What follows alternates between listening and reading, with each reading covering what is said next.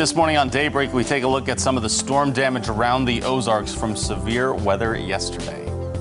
And going virtual is the new normal because of the COVID-19 outbreak. We'll hear how one nonprofit is taking advantage of this new way of life. That's all ahead this morning on Daybreak. Thanks for joining us. It's Tuesday, May 5th. I'm Lauren Barnes. And I'm Joe Morano. We are cruising right along right now, halfway through, with plenty of news in this next hour. Yeah, some of the storm footage we need to show you from yesterday is a little bit crazy.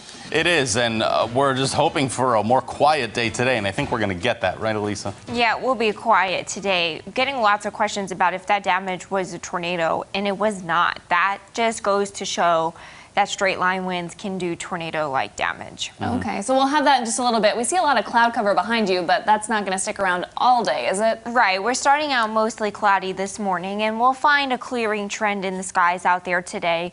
So starting out with clouds, it's 54 degrees in Springfield on north and west winds at 15 miles per hour. We're mostly cloudy to start, but we should find more sunshine by this afternoon. Starting out a little bit cooler in spots. It's about 5 to 10 degrees cooler from Springfield and areas to the south and west. It's 55 degrees in Harrison and in Branson, 53 degrees in Rolla, and 53 at Lake of the Ozarks. Winds are out of the north at about 5 to 15 miles per hour. So these north and west winds will keep us cooler out there today. Some dry roads as we head through the afternoon. Not expecting any weather hazards.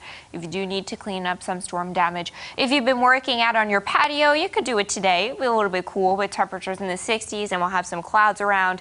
We'll find some clearing skies after lunchtime with more sunshine late. So an update on storm reports. I've got lots of pictures for you. We've got clearing skies today. Our next rain chance is in the 7-day, and then we'll turn cooler. That's going to be the big story. Details on that coming up in 10 minutes.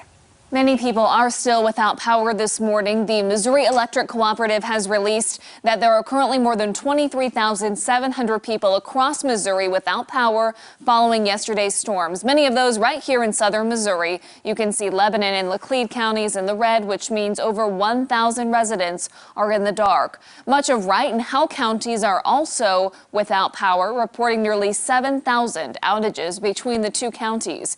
Remember to assume that all power lines are still active and stay away from any downed lines.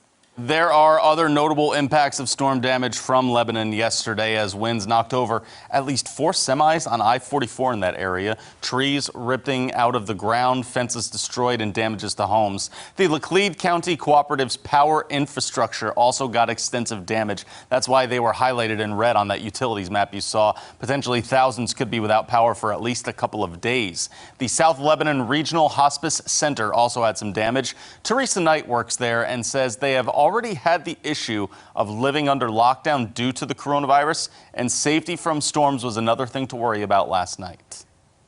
We kept everything pretty calm for all our residents. We got everybody out in the hallways when we heard the severe thunderstorm warning, so we had everything pulled at that point. So we're still under lockdown like everybody else is, so right now we're still taking those precautions, and that's been a challenge, but we got everybody safe, so that was the main thing. County officials are asking people to stay in their homes while cleanup is underway. However, we have not heard of any reports of injuries in that area from those storms. Some good news to take away there. Also in Lebanon, the OTC Aviation Center no longer has a roof. 2 men that were standing in part of the building that was normally covered, but as you can see, strong winds ripped the roof clean off. Thankfully, no one was hurt here either. The plane used by OTC's 6 aviation students was also damaged, as well as nearby hangars. Students have not been at the center, though, since mid-March because of COVID-19. Got some more local news for you here. Short-term lenders may soon have to pay $5,000 on an operating permit and reveal their interest rates. Springfield City Council passed an ordinance that calls for a public vote on August 4th. This has been an ongoing battle for the city, which calls short-term lending predatory. Also, nearly $500,000 will go to improve flooding and build a greenway trail at Fast Night Creek. Plus, council says COVID-19 is disproportionately affecting African Americans. Local organizations are now addressing any barriers for testing.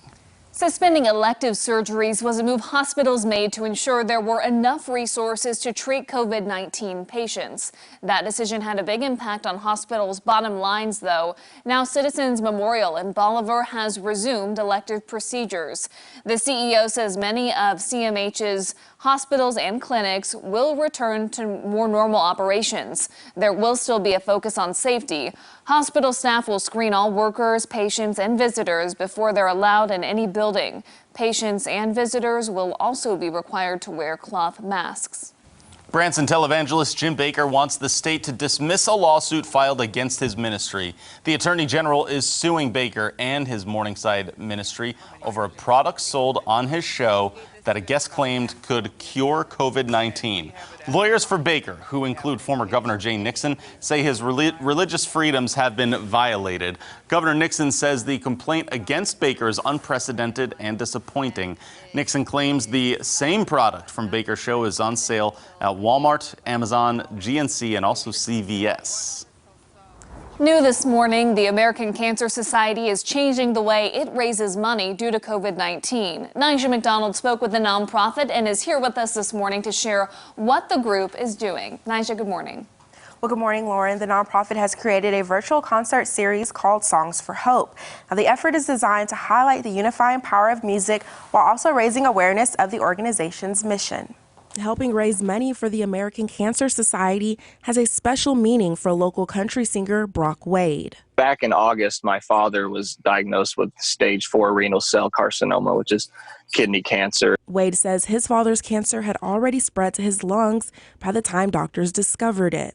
He passed away April 6th. He says joining the nonprofit's efforts was a no-brainer. It was something so close and so dear to me, with my father just going through this. I said, absolutely. Wade is one of a group of artists in the nonprofit's virtual music series called Songs for Hope.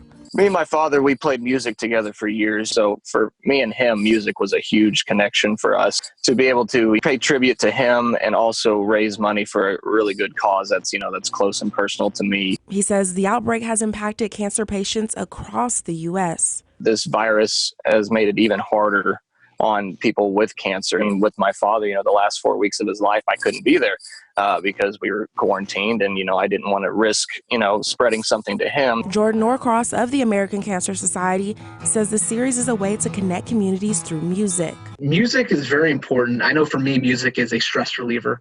While also continuing the nonprofit's fundraising efforts. And right now with not being able to host events, donations are down. So we want to make sure that we're still there for them. Norcross says Songs for Hope helps continue their mission. We are the largest funder of cancer research outside of the U.S. government. From the comfort of your home.